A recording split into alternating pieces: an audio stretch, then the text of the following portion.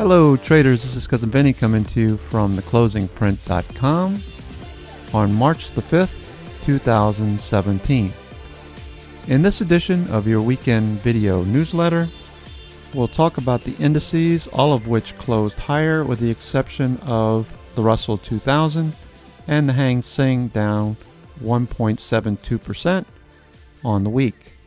The S&P 500 hit a new all-time high on Wednesday and is presently up 6.44% year to date. In addition, it's up 254.2% from the March 2000 lows, and I would say that's quite impressive. We have some things we'd like to cover, and we'll get to that in a moment. Tick and Tick-Q both have gone parabolic, which leads me to think that there could be a pivot high, if we haven't seen it already, in our future. NYMO and NAMO breadth is actually diverging from price action, so we have a caution signal there. We see the results on the FANG stocks. We had Netflix closing lower by 2.67%, but the others moved higher. Starting off with the spiders, we had quite a move over the last several weeks. We had an all-time high on that gap up on Wednesday. RSI is embedded, showing muscle. We are above the 9 and the 20, and there's no overhead supply.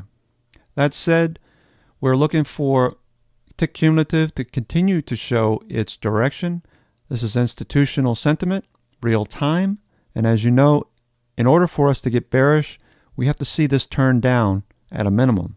Stochastic can stay embedded, and we have above average volume last week as well.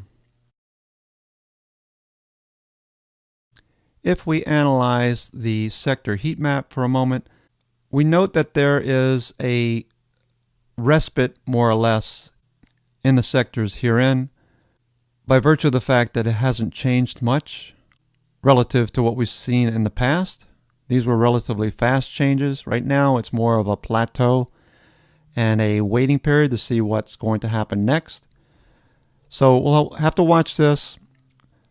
Suffice to say, all of the indices other than the US are pretty much flat as well, starting to trend towards yellow, less red, and potential for bullish tendencies.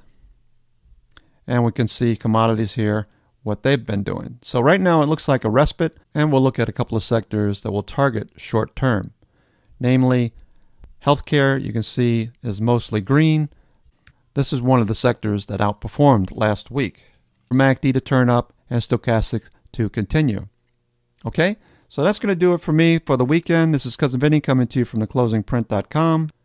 I will put out a watch list at the end of the day on Sunday, as well as some stocks that I'm looking forward to trading prior to the opening bell. We'll probably review some of those in the live broadcast pre-market, so be sure to tune in or at least listen for a few minutes because we covered some stocks last week that did quite well. AAOI was one.